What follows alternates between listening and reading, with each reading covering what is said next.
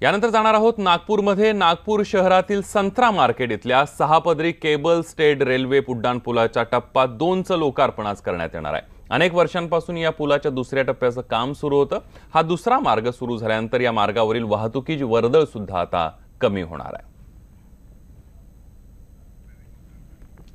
आणि याविषयी अधिक माहिती घेऊयात। आपले प्रतिनिधी प्रवीण मुधोळकर आपल्या सोबत आहेत। प्रवीण, आपण बघतोय अनेक काळाच्या प्रतीक्षेनंतर हा पूल अखेर आता लोकांच्या सोयीसाठी किंवा लोकांच्या वापरासाठी खुला होणार आहे। आज संदीप, आता मी ज्या ठिकाणी उभा आहे रामझुला पूल आहे। गेली 18 वर्ष काम चालू आहे आणि माझ्या मागे आपण पाहू शकता रेल्वे स्टेशनचा हा परिसर आहे आणि रेल्वे स्टेशन पासून पलीकडे म्हणजे ईस्ट पासून वेस्ट कडे जायसाठी हा ब्रिज अत्यंत महत्त्वाचा आहे। नागपूर शहराच्या मधूनच आपण पाहू शकतो रेल्वे लाईन आहे आणि हा जो भाग आहे या भागामध्ये जवळपास 12 ते 13 रेल्वे रूळ आहे। त्यामुळे हा ब्रिज केबलच्या माध्यमातून टाकण्यात आला आणि 18 वर्षापूर्वी याचं भूमिपूजन झालं।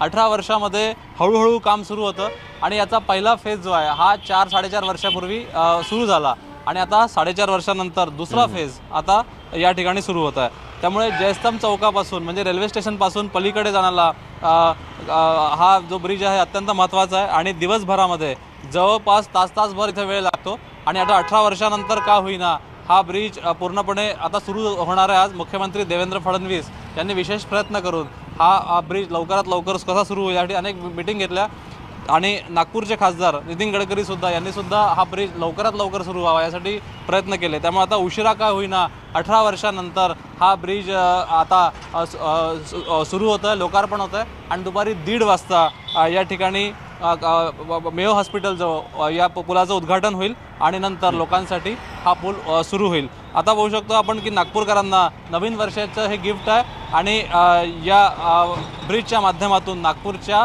रेल्वे स्टेशन परिसरातली जयस्तंभ परिसरातली गर्दी जी आहे ती कमी होणार आहे। अगदी प्रवीण, धन्यवाद तुम्ही दिलेल्या संपूर्ण माहितीबद्दल। आपण बघतोय अनेक वर्षांच्या प्रतीक्षेनंतर अखेर नागपूरकरांच्या सेवेसाठी हा रामझुला पूल सुरू होणार आहे। बघूया पुढची बातमी मुंबईतली।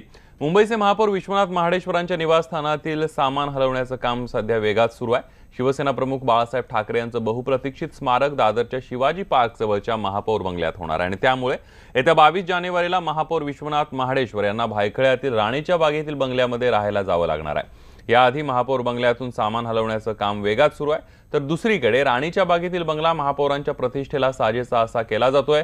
हे काम अंतिम टप्प्यात आलं असून पुढील 3 दिवसात हे काम पूर्ण होणार आहे।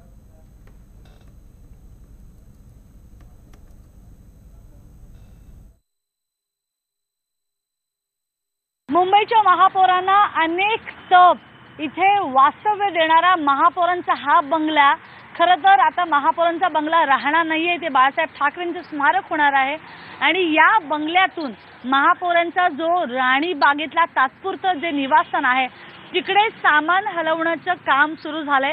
आपण पाहतोय ही एक्सक्लुझिव्ह दृश्य यामध्ये आपण बघू शकतो की महापौरांचा जो हा मेयर बंगलो आहे शिवाजी पार्कावरचा, इकडून सामान बाहेर काढलं जातं। याच्यामध्ये फर्निचर त्याचबरोबर जे काही झुंबर आहेत ते आहेत, त्यांचे कपडे किंवा त्यांचे इतर महत्त्वाच्या गोष्टी, पुस्तकं, या सगळ्या गोष्टी इथून हलवून राणीबागेत नेल्या जातात आणि त्याचंच काम जे आहे ते सुरू आहे। 23 जानेवारीला बाळासाहेब ठाकरेंची जयंती आहे आणि त्यानिमित्तानं सगळ्यांनाच त्यांचे जे काही फॉलोवर्स किंवा जे काही कट्टर समर्थक आहेत शिवसेनेचे, बाळासाहेबांचे समर्थक आहेत, ते मोठ्या संख्येनं या शिवाजी पार्कावर येतात। त्यामुळे त्यांनाही याची देही याची डोळा ही जागा बघता यावी व्यवस्थितपणे। कदाचित त्यासाठी 22 जानेवारीपर्यंत महापौर इथं शिफ्ट होऊ शकतात, पण त्याआधीची ही सामान हलवण्याची दृश्य आपण फक्त पाहतोय न्यूज 18 लोकमतवर। व्हिडिओ जर्नलिस्ट सचिन कुबडेसह स्वाती लोखंडे ढोके, न्यूज 18 लोकमत, मुंबई।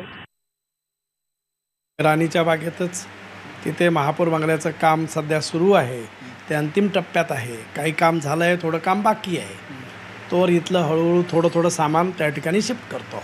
जेव्हा त्या ठिकाणचं काम पूर्ण होईल तेव्हा लोक या आठवड्याभरात त्या ठिकाणी शिफ्ट होईल। शिवसेना प्रमुखांच्या पदस्पर्शाने पुनीत झालेला हा महापौर बंगला आहे, त्यामुळे आठवणी तर राहणारच।